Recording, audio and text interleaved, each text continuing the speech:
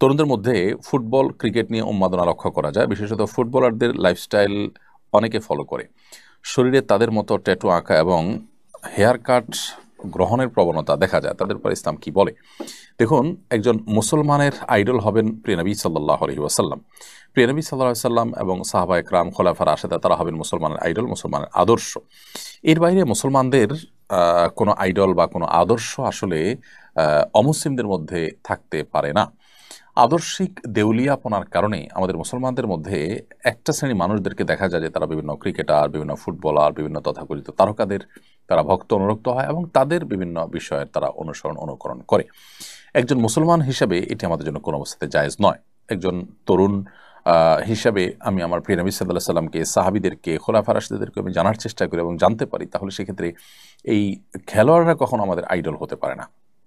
তো এই উন্মাদনার কারণে তাদের লাইফস্টাইল ফলো করা, এটি আমাদের ইমানের দুর্বলতার কারণেই হয়ে থাকে।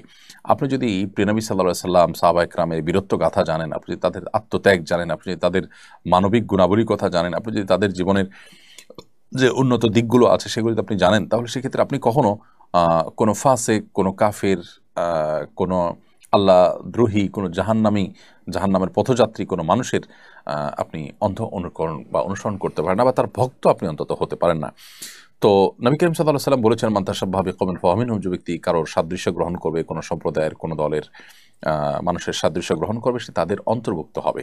সো আপনি যদি আপনার আচার আচরণে, আপনার চলনে বলনে, আপনার পোশাক আশাকে এবং আপনার হেয়ার কাটিং ইত্যাদিতে এই সমস্ত ফাসেক ফাজেরদের অনুসরণ করেন, তাহলে সেক্ষেত্রে আপনি তাদের অন্তর্ভুক্ত হবেন। কিয়ামতের ময়দানে তাদের অবস্থান কি থাকবে, তারা আল্লাহর প্রতি অবিশ্বাসী হওয়ার কারণ, সেটা বলাই বাহুল্য। তো এগুলো হলো আমাদের চিন্তাগত এবং আদর্শিক দেউলিয়াপনার কারণে হয়ে থাকে। আল্লাহ তাআলা আমাদেরকে হেদায়েত দান করুন। আর ট্যাটু আঁকা এমনিতেই তো নাজায়েজ এবং গুনাহের কথা, তাদের অনুসরণ করার কারণে সেটি ডাবল গুনাহের বিষয়ে পরিণত হবে।